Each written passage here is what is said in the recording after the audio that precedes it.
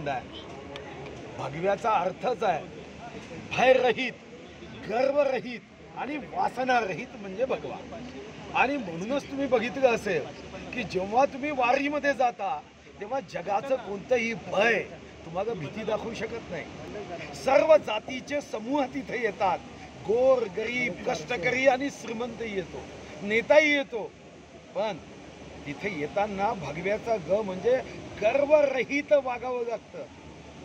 आणि जेव्हा तुम्ही वारीमध्ये येता तेव्हा भगव्याचा वा म्हणजे वासना रहित ही तुमची भूमिका घेऊन यामध्ये आनंद शोधायचा असतो.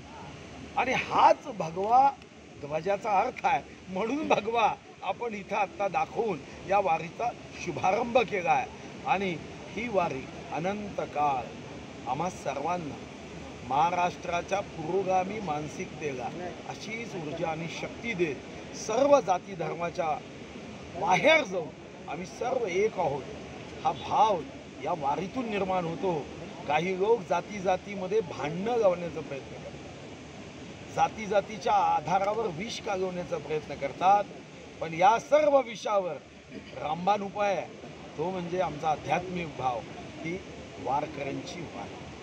भाऊ, एकीकडे सरकार वेगवेगळ्या योजना वारकऱ्यांसाठी आणते, परंतु विरोधकांकडून वेगवेगळ्या प्रतिक्रिया होत आहेत की आताच वारकरी तुम्हाला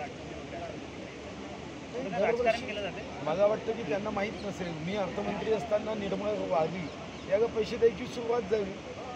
हां, हे खरं आहे की या अगोदरच्या सरकारने कधीच या दृष्टीने विचार केला नाही. सरकार तर काँग्रेसची होतं, तेव्हा मग पालखी मार्ग का काढला नाही, त्याची कल्पना का आली नाही, किती खड्ड्यामध्ये राहावं लागायचं. आता निर्मल वारी आम्ही केली. काही लोकांचं पोट दुखतं, पण भगवान विठ्ठलाच्या चरणी आम्ही एवढीच प्रार्थना करू की भगवान विठ्ठला आशीर्वाद दे, यांची पोटदुखी कमी होण्याची.